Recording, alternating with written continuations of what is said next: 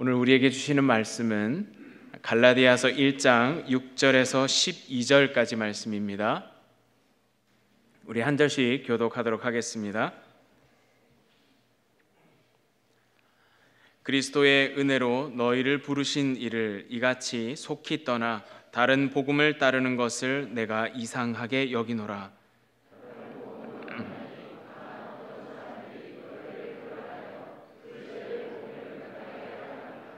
그러나 우리나 혹은 하늘로부터 온 천사라도 우리가 너희에게 전한 복음 외에 다른 복음을 전하면 저주를 받을지어다.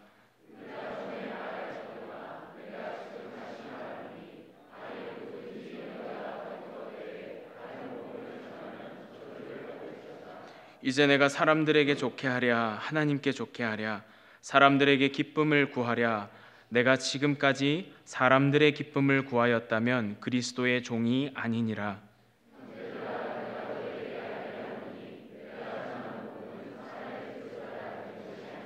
함께 읽겠습니다. 이는 내가 사람에게서 받은 것도 아니요 배운 것도 아니요 오직 예수 그리스도의 계시로 말미암은 것이라. 아멘. 이 시간에 유영기 목사님께서 오직 은혜란 제목으로 하나님의 말씀 증거해 주시겠습니다.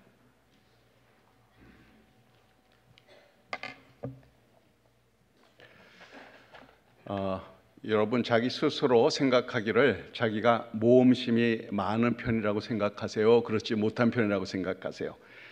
안 먹어본 것, 안 해본 것 트라이를 잘하는 편인지 물어보면 됩니다.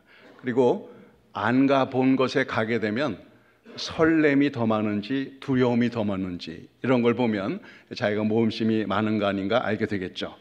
자, 질문 하나 드립니다. 만약 여러분이 무인도에 고립된다면 꼭 가지고 가고 싶은 것 하나, 딱 한 가지만 혼자 이제 무인도에 가게 되네 갖고 간다면 뭘 갖고 가겠는가? 물리적인 생존에 관심이 많은 사람들은 스위스 아미 나이프 같은 거, 아니면 이제 불은 피워야 되니까 불 피는 도구, 혹은 이제 사냥이나 낚시를 해야 되는 도구, 이런 거를 택할지 모르겠습니다.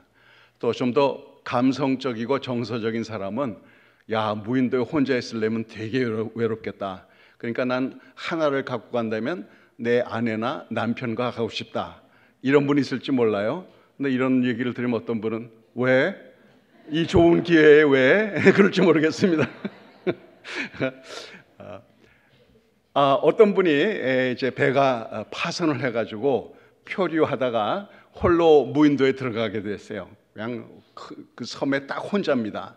몇 년을 외롭게 지냈어요. 지내다가 마침 저 멀리 큰 배가 지나가는 것이 보여요, 바다에. 그래서 불을 피우고 연기를 피워올려서 결국 그 이제 주위를 끌고 이제 배가 자기 섬으로 이제 와서 상륙을 하게 됐습니다.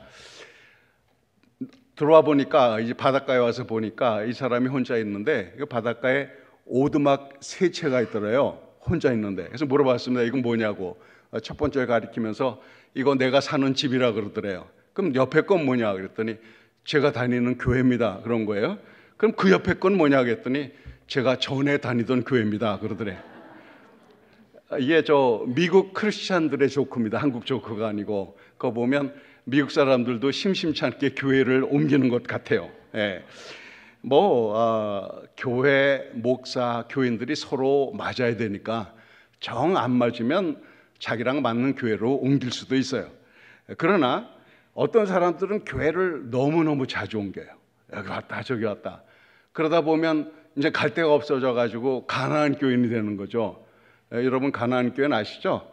교회 안 나갈 거꾸로 하면 가나안. 그래서 다 가는 교회가 없는 그런 가나안 교인이 된다 이 말이에요. 근데 이제 이런 분들 가만 보면 특징이 뭔가 하면 남의 눈의 티를 주로 보는 경향이 있습니다. 자기 눈에 들보보다는 남의 눈에 티를 본다 이 말이에요. 그래서 그렇게 살펴보면 교회나 교회 지도자에게 실망스러운 점이 있죠. 사람이 완전하지 않으니까 당연히 실망스러운 점이 있을 겁니다. 그런데 그런 거 따지면 정말 나갈 교회가 없어요. 그래서 교회를 나가려면 사람 보지 말고 하나님 보고 나가야 한다는 거예요. 그런데 아무리 그렇다 그래도 원칙은 그렇다 그래도 일단 눈에 보이는 건 어떡하겠어요? 일단 그 눈에 보이는데, 자 그러면 어떻게 하면 눈에 보이는 사람을 보지 않고 하나님을 보고 갈 수 있느냐? 그래서 우리는 피차간에 시험이 되지 않도록 애를 써야 한다 이 말이에요. 피차간에 시험이 되도록 애를 써야 하는데, 문제는 아무리 애를 써도 완전하지 못하니까 약점이 드러나게 되어 있죠.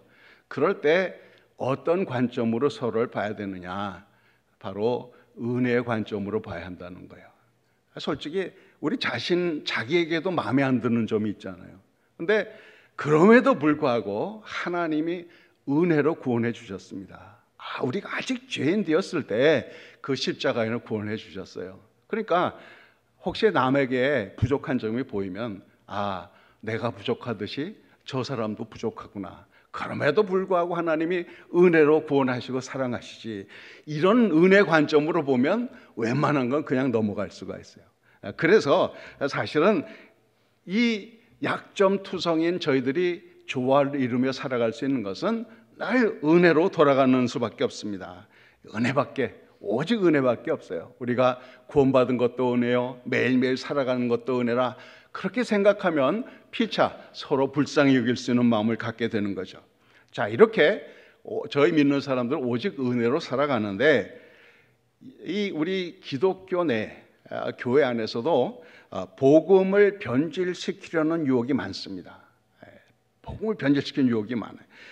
이 갈라디아 교회도 좀 그랬던 것 같아요. 근데 이제 이 갈라디아서에 대해서 마르틴 루터, 종교개혁을 일으킨 마르틴 루터가 이렇게 얘기했습니다. 갈라디아서는 나의 서신이다. 나는 갈라디아서와 결혼했다. 그러면서 말하기를 또한 갈라디아서는 나의 캐서린이다. 캐서린이 마르틴 루터 부인이거든요. 그래서 갈라디아서는 나의 캐서린이다. 이렇게 얘기를 했습니다. 이 마르틴 루터의 종교개혁 이전에 천주교에서는 1000년이 넘도록 행위를 되게 강조를 했습니다. 강조하는 정도가 아니라 행위가 올바라야 구원을 얻는다. 그래서 구원을 얻기 위해서 수많은 고행을 했어요. 자기가 일부러 등에 채찍을 내리치기도 하고, 죄성을 어떻게 좀 막아보고 혹은 내쫓으려고, 또 맨 무릎으로 돌계단을 막 짚고 올라가고 무릎이 다 깨지지 않습니까? 그런 고행을 통해서 뭔가 구원을 얻을 수 있는 것처럼 그렇게 했다는 거예요. 그러나 이 마르틴 루터는 자기가 사제로서 해봤지만 안 되거든요. 그러다 갈라디아서를 읽으면서 구원의 도리를 깨달았습니다. 그것은 뭔가 하면, 우리 구원이라는 것은 믿음을 통한 은혜로 구원을 받는 것이다. 인간이 애써서 획득하는 것이 아니라 하나님의 은혜로 구원을 받는 것이다 라는 것을 발견하고 이 복음의 내용을 크게 선포했습니다. 자, 보통 이제 성경에, 우리 신약 성경에 보면 바울이 쓴 서신이 많은데요. 바울이 서신을 쓸 때 보면 대개 앞부분에 일단 그 교회 칭찬을 합니다. 이런 점 참 좋다, 잘한다. 그리고 나서 고쳐야 될 것을 얘기하죠. 그래서 심지어는 말썽이 많던 고린도 교회에 대해서도 앞부분에는 칭찬이 나옵니다. 그래서 고린도전서 1장 4절 7절에 보면, 그리스도 예수 안에서 너에게 주신 하나님의 은혜로 말미암아 내가 너희를 위하여 항상 하나님께 감사하노니, 이는 너희가 그 안에서 모든 일 곧 언변과 모든 지식의 풍족함으로 그리스도의 증거가 너희 중에 견고하게 되어 너희가 모든 은사의 부족함이 없이 우리 주 예수 그리스도의 나타나심을 기다림이라. 이건 칭찬을 해요. 사실 고린도 교회의 문제는 교리나 아니면 복음의 내용이 문제는 아니었습니다. 교리와 복음의 내용은 올바랐어요. 다만 생활이 따르지 않는 문제가 있었죠. 그래서 미성숙한 부분들, 세속적인 부분들, 비도덕적인 삶, 그로 인하여서 교인들 사이에 분열과 갈등이 있었습니다.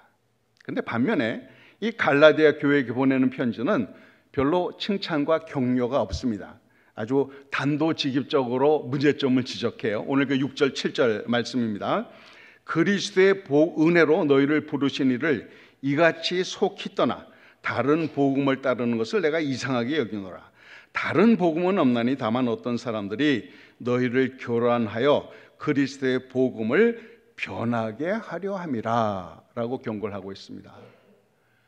이 복음, 은혜, 이거를 변질시키려는 노력이 너희 가운데 있다라고 딱 지적을 하는 거예요. 왜냐하면 그것은 그만큼 심각한 문제고 또 이 복음의 핵심에 관한 것이기 때문에 그렇습니다. 뭐 여러분이 아시다시피 갈라디아 교회는 사도 바울이 1차 선교 여행 가운데 갈라디아 지방에 가서 복음을 전하고 많은 열매를 맺었고 교회가 세워졌습니다. 그런데 바울이 떠난 후에 유대인들 중에 율법주의자들이 그들에게 찾아왔어요.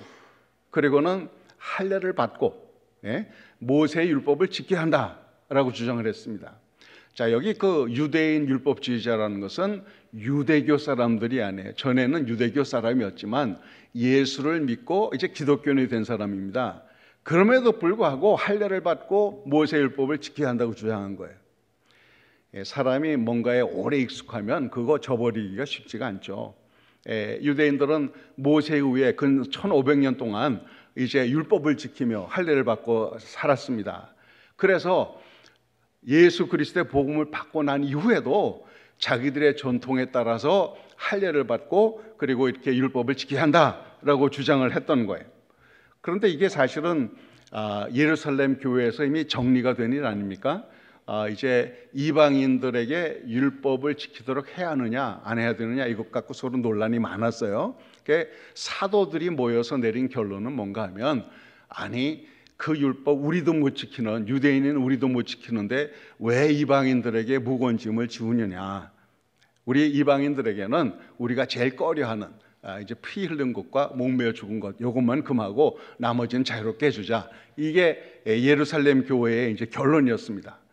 그럼에도 불구하고 이 전통이라는 게 참 사람을 잡는 거예요. 이렇게 바울이 지나간 이후에 갈라디아의 이 유대인 율법주의자들이 가서 아니다. 할례 받고 모세 율법을 지켜야 구원을 받는다라고 이렇게 말을 했던 거예요. 자, 여기에 대해서 아주 바울은 단호하게 얘기를 합니다. 그거 아니다라고, 그렇게 하면 안 된다라고 이제 얘기를 하는 거죠. 자, 이 율법주의자들이 초대교회 때만 있었던 게 아니에요. 현대에도 있습니다. 뭐 현대의 율법주의는 뭐 모세의 율법을 지켜야 한다 그렇게 말하진 않아요. 그러나 어떤 행위를 기준으로 그거를 해야만 구원을 받는다라고 얘기를 하면 그게 율법주의가 되는 거예요. 예를 들면 11조를 내야 한다. 모든 예배와 성경 공부에 참여해야 한다. 봉사를 해야 한다. 목사의 말을 잘 순종해야 그래야 구원받는 것처럼 가르친다면 그게 율법주의가 된다는 거예요. 물론 오해는 하지 마세요. 우리가 하나님 앞에 온전한 11조를 바치고 성심성의껏 봉사하고 성경 공부에 열심히 참여하고 교회 권위에 순종하는 것을 믿음의 실천으로 한다면 구원받은 감사함으로 한다면 복이 됩니다. 그러나 그것을 구원의 조건으로 내세우면 율법주의가 되는 거예요. 기왕 11조 얘기가 나왔으니까 그 어떤 분들은 그래요. 아니 구약의 법이 아니냐 율법이 아니냐 지금 신약 시대에서는 11조 할 필요 없다 그렇게 말씀하시는 분들이 있습니다. 근데 과연 그게 그런가요? 저도 사실 한 20년 그 한 교회 담임 목회하면서 아마 이 11조나 헌금에 대한 얘기를 딱 2번밖에 안 했던 것 같아요. 그것도 제가 이렇게 그 강해 설교를 하다 보니까 마침 그 위치가 나와서 한 거지. 사실 담임 목사의 입장으로서 이런 거 말하기가 좀 참 그렇습니다. 그래서 모르겠어요. 주영로 목사님은 말씀을 하셨는지. 그러나 제가 이렇게 게스트 스피커니까 마음 놓고 얘기를 합니다. 이 성경에 보면 우리 특별히 마태복음 23장 23절 그 23장에 보면 예수님께서 이제 바리새인과 서기관들을 아주 책망하는 장면이 나와요. 외식한다고. 그러다가 하는 말씀이 뭔가 하면 야 너희들이 박하와 회양과 근채 그러니까 조그만 채소도 11조를 낸다. 그러면서 율법에 더 중한 바 이렇게 정의와 긍휼과 믿음은 저버렸도다 라고 책망을 해요. 뭐가 더 중요하냐? 그러면서 덧붙이는 말씀이 이것도 행하고 저것도 버리지 말아야 할 것이라. 그러니까 율법에 더 중한 바 이제 정의, 긍휼, 믿음도 행해야 되지만 저것도 즉 11조도 행해야 된다라고 말씀하시는 거예요. 그러니까 이제 쉽게 말하면 이런 얘기입니다. 구약 시대에 율법에서 의무적으로 했던 게 11조라면, 그리고 사실 구약을 자세히 읽어보면 그냥 11조만이 아니에요. 11조뿐만 아니라 구제용으로 또 11조를 했어요. 엄밀히 따지면. 구약 시대에 그렇게 했다면 은혜 시대에 살아가는 저희들이 구약의 율법 시대만도 못하면 어떡하겠어요? 우리가 참 가진 것, 누린 게 다 하나님의 은혜 아닙니까? 그러면 나 해내던 것은 하나님의 은혜로다. 너무 감사하니까 그 모든 것이 하나님의 것입니다라는 하나의 마음 표시로 드리는 게 11조란 말이에요.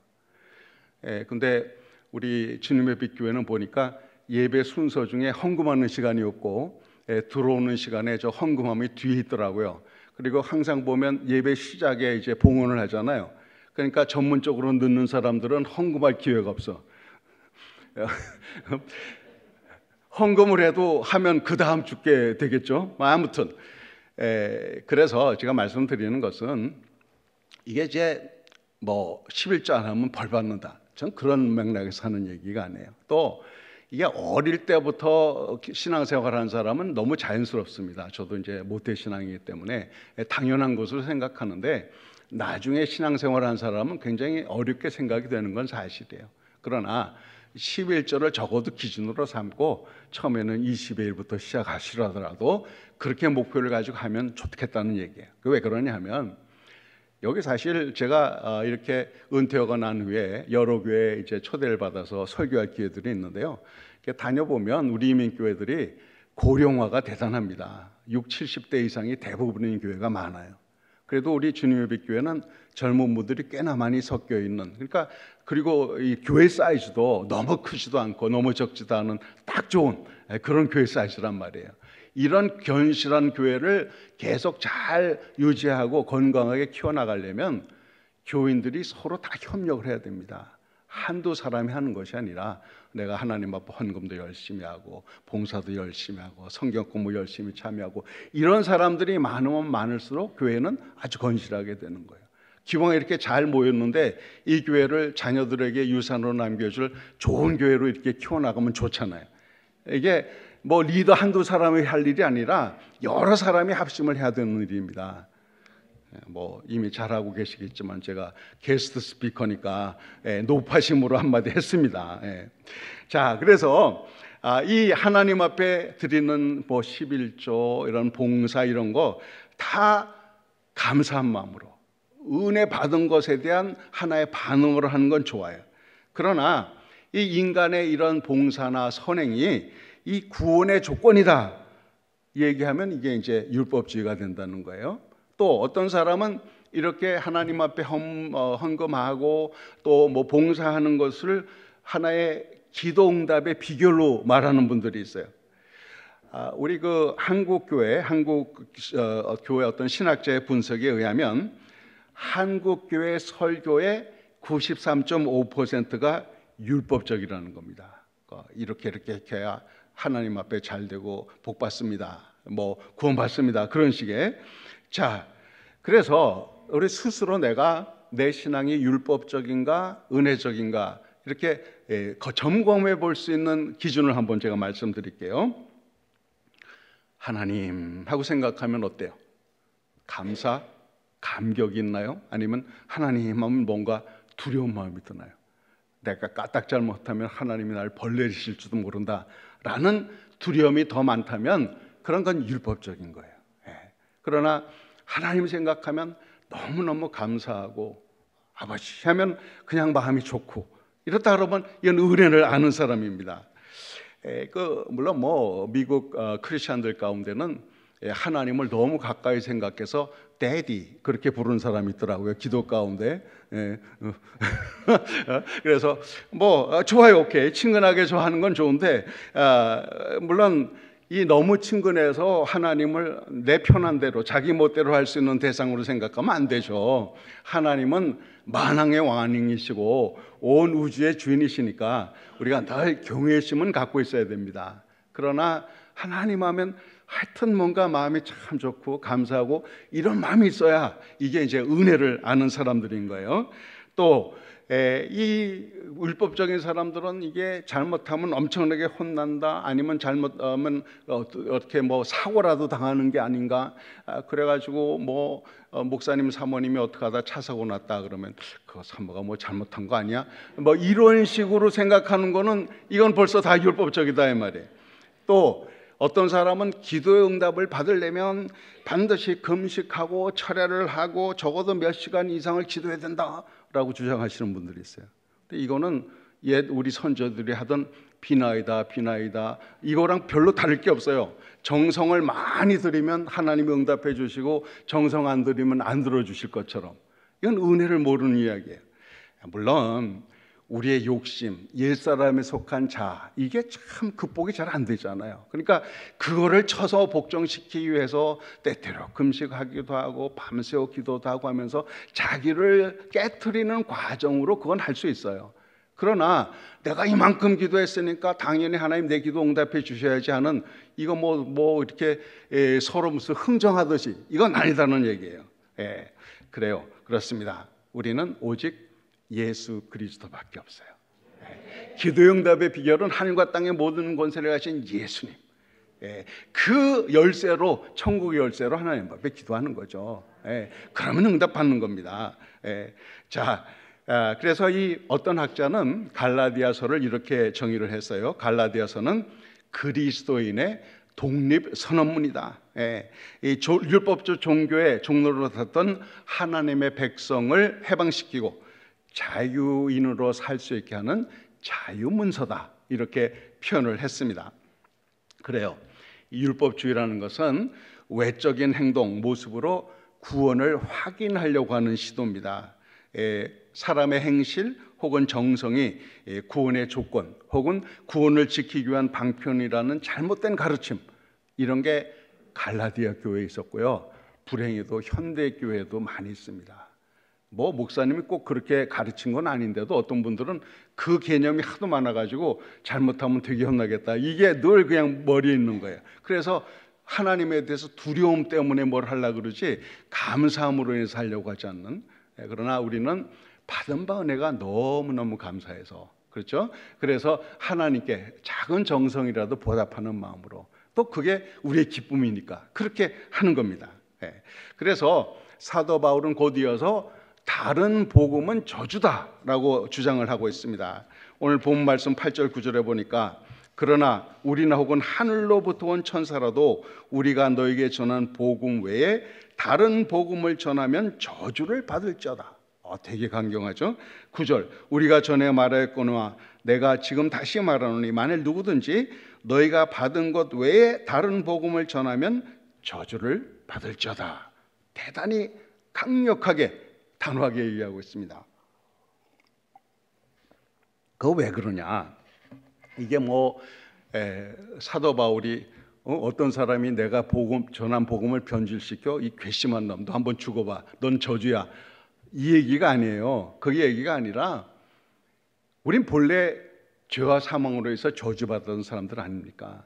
그런데 유일한 구원이 예수 그리스도 십자가의 구원인데 그거를 제껴놓고 그리고 다른 얘기를 하면 구원이 망가져 버리는 거예요. 구원을 받을 길이 없어져 버립니다. 그러니까 그게 저주라는 얘기예요. 그래서 이 복음의 진리에 대해서는 결코 타협이 있을 수가 없어요. 엄밀히 말하면 복음은 상당히 배타적이고 독선적입니다. 왜냐하면 사람의 모든 죄 허물을 용서하고 영생을 얻게 하는 것은 예수 그리스도와 그의 은혜밖에 없어요. 사람은 숨을 쉬어야 살잖아요.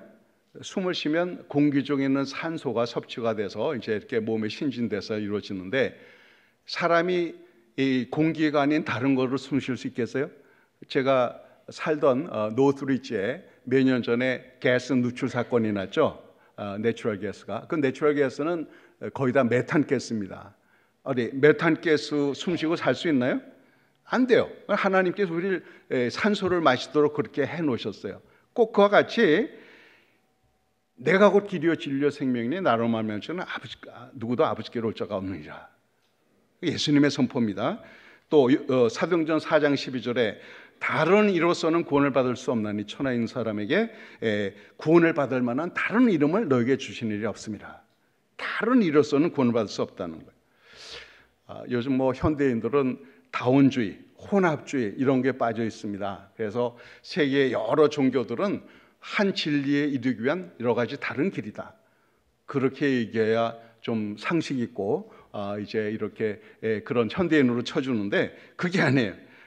우리 기독교인은 포용적일 수가 없어요. 다른 종교에 대해서. 물론 그렇다고 해서 다른 종교 쫓아다니면서 뭐 그냥 반대 그럴 필요는 없지만 적어도 우리가 주님으로 모시는 예수 그리스도와 정말 그의 죽으심과 부활 그리고 그분 외에는 딴 길이 없다. 이걸 분명하게 선포하고 그렇게 믿고 저희가 가야 합니다. 예수 외에 다른 구원이 있다고 하면 예수님이 십자가에 헛되이 죽으신 거예요. 그죠?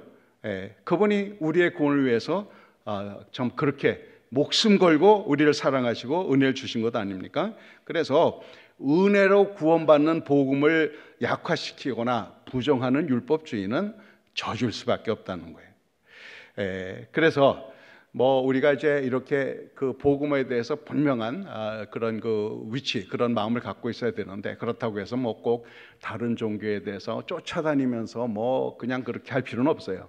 전에 보니까 몇 년 전에 어떤 열성이 넘쳐나는 양반이 이제 절에 가가지고 불당에 들어가서 그냥 그 불상 다 깨버리고 뭐 넘어뜨리고 뭐 이런 짓을 했다는데 그건 정말 무식한 짓입니다.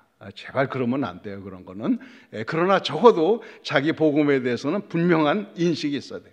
그리고 뭐 세계 여러 종교가 많지만 오랫동안 종교가 유지되는 그 나름대로의 어떤 유익은 있기 때문에 그런 겁니다. 그러나 분명히 알아야 할 것은 이 기독교만이 세계 많은 종교 가운데 유일하게 타력 종교다 이 말이에요.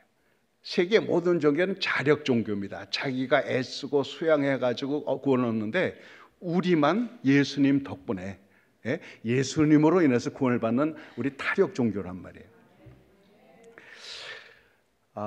제가 이제 섬기던 교회에서 몇 년 전에 성경 공부를 하는데 어떤 그 중년의 여자분이 처음 참석을 했어요. 평생 교회 한 번도 안 나갔던 사람이랍니다. 근데 그 이웃에 사는 저희 교인이 데리고 왔어요. 그래서 몇 번 성경 공부를 하는 동안에 이분이 드디어 복음을 알게 되고 깨달았어요. 그래서 성경 공부 가운데 영접 기도 시키고 그렇게 해서 이제 같이 은혜를 받았는데 남편은 한국에서 사업을 하고 있었는데요. 자기 부인이 미국 가더니 교회 나가기 시작했다 이 소리를 들은 거예요. 그래서 이제 말리려고 미국에 왔습니다. 그래 이제 그날이 화요일이었나 아마 그랬었는데 마침 온다니까 이제 그 여자분이 소속하였는 저희는 이제 섬김회라고 불렀는데 거기에서 이제 그 남편 그저 영접도 하고 식사 자리를 하나 마련했어요. 그러면서 이제 순장이 저에게 전화를 했어요. 이런 사람이 오는데 좀 어떻게 목사님이 오셔서 좀 말상대를 해 주셔야 되겠습니다. 그래서 갔습니다. 가서 식사 잘하고 앉아서 얘기를 하는데 전 별말 안 했어요. 이 양반이 웬일인지 자기 입으로 불교의 비리에 대해서 다 얘기를 하는 거예요. 이러쿵저러쿵 뭐 스님이 어쩌고. 그래서 이 양반이 40년 넘게 불교 신자고 또 뭐 불교 청년회 뭐 회장 됐다는 분인데 그래서 그러냐고 어느 정도 저도 알고는 있었지만 그러냐고 처음 듣는 것처럼 그렇게 얘기를 하다가 맨 마지막에 한마디를 했습니다. 뭐 세계 오래된 종교들은 나름대로 다 유익한 점은 있지만 그 종교의 다른 점은 알고 믿어야 될 것 같습니다. 그러면서 지금 말씀드린 대로 오로지 우리 기독교만이 타력 종교입니다. 내 힘이 아니라 예수 그리스도의 십자가의 은혜로 구원을 받는 타력 종교입니다. 그 말 한마디만 딱 했어요. 그리고 나서 이제 그 양반이 한국으로 그 다음날 돌아가고 그 다음에 금요일 날 그 순 모임을 하는데 한국은 이제 토요일이 됐죠. 일부러 그 시간을 맞춰서 부인한테 전화를 한 거예요. 나 내일부터 교회 나가겠다고.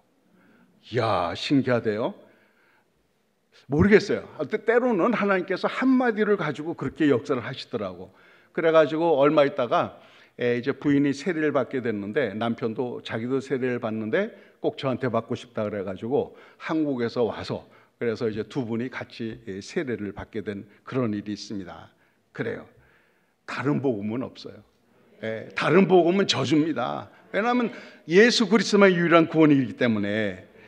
그리고 또 놀라운 것은 이 은혜의 복음은 인간이 스스로 알아내는 것이 아니라 계시로 주어 주십니다. 계시로.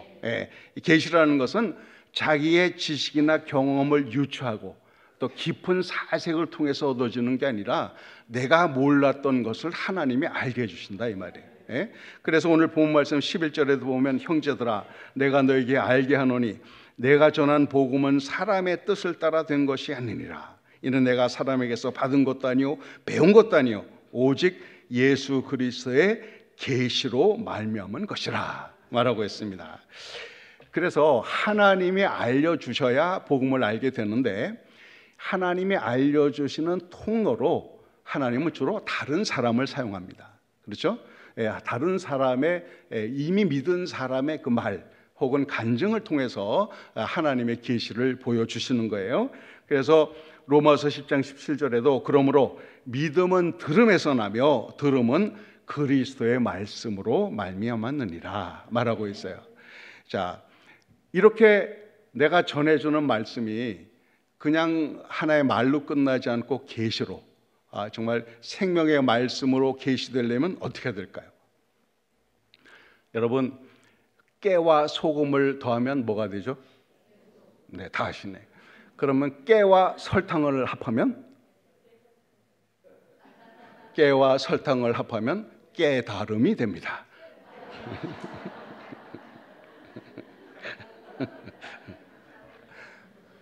깨달음이 있어야 돼요.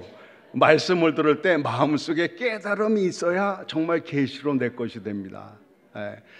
그렇잖아요. 깨달음이니까 참 신기해서 똑같은 말을 듣더라도 깨닫는 사람이 있고 깨닫지 못하는 사람이 있어요. 우리가 성경을 수차례 봐도 어느 날 새롭게 그 말씀이 새로운 의미로 다가오잖아요. 깨달음이 있단 말이에요. 근데 이게 깨달음이 있으려면 기본적으로 열린 마음이 있어야 돼요. 열린 마음. 그래서 내가 이제 복음을 전할 때 복음을 전하는 사람도 열린 마음이 있어야 됩니다. 그거는 두렵고 떨림으로 복음을 전하죠. 근데 그 사람이 할렐루야 하고 받아들이면 얼마나 좋겠어요. 근데 때로는 잘 안 받아들인단 말이에요. 그러면 내가 열심히 복음을 전했는데 이 사람은 받아들이지 않는다고 화가 나가지고 너 그럼 지옥 가? 이렇게 하면 안 된다 이 말이에요. 왜냐하면 하나님이 사용하신 통로는 다양합니다. 오늘 나를 통해서 그 사람이 내 앞에서 영접 기도해야만 되는 건 아니거든요. 보통 이제 신학자들, 우리 풀러 신학께서 조사한 바에 의하면 한 사람이 복음을 깨닫는데 적어도 그 복음을 7번 내지 8번을 들어야 깨닫게 된다는 거예요. 그러니까 내 앞에서 꼬꾸라지지 않아도 또 다른 사람을 통해서, 그러니까 우리는 항상 인격적으로 그 사람을 존중하는 마음으로, 열린 마음으로 하나님이 역사하도록, 내가 하는 게 하나님이 하도록 열린 마음으로 복음을 전해야 되는 거죠. 복음을 받아들이는 사람도 마찬가지예요.